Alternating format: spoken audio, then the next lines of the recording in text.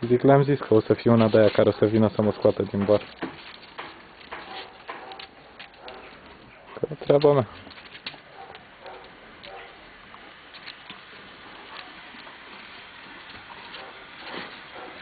Glumea. Da.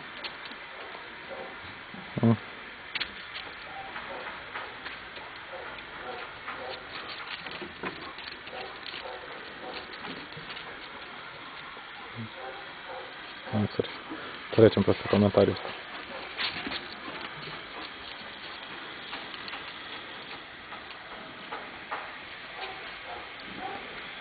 Aia de aseară, sper că da.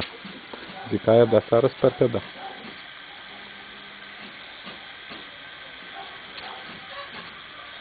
În sfârșit.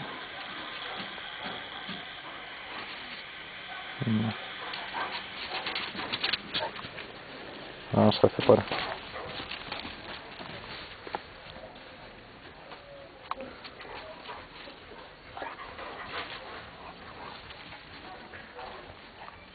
Așa îmi ziseră și ei.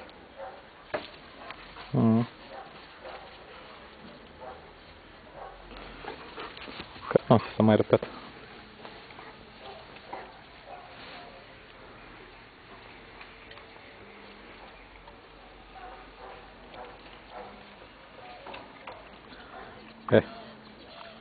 Spun eu că știi.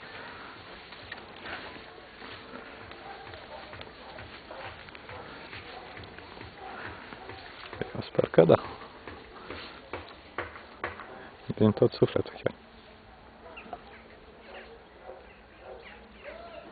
Mă bucur.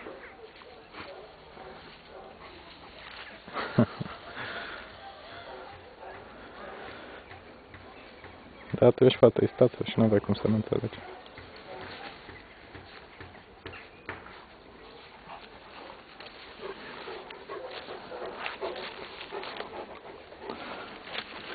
Sunt ispăț că te-am ales pe tine, atât, da. În rest, nu. Zic, sunt ispăț că te-am ales pe tine, dar în rest... Depinde de tine. Zic, în rest depinde de tine.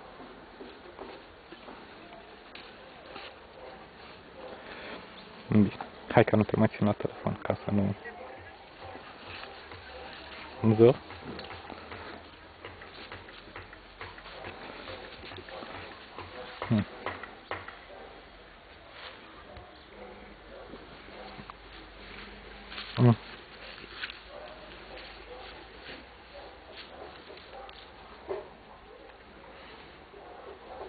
Yoko.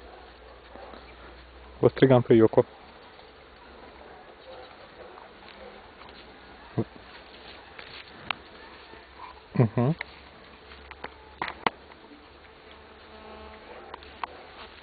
Așa e, da. Fără vrăjeală, chiar e.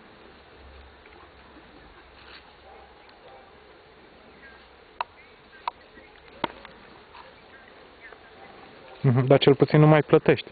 Ca și cum ai fi avut căldură. Asta e ideea.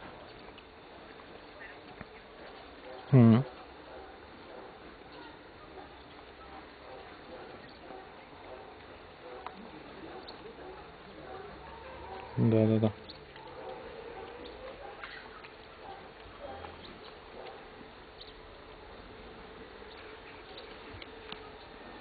Da, păi, da, nu știu, acum cred că s-au făcut aproape de 20 de milioane din nou. Și nu știu de ce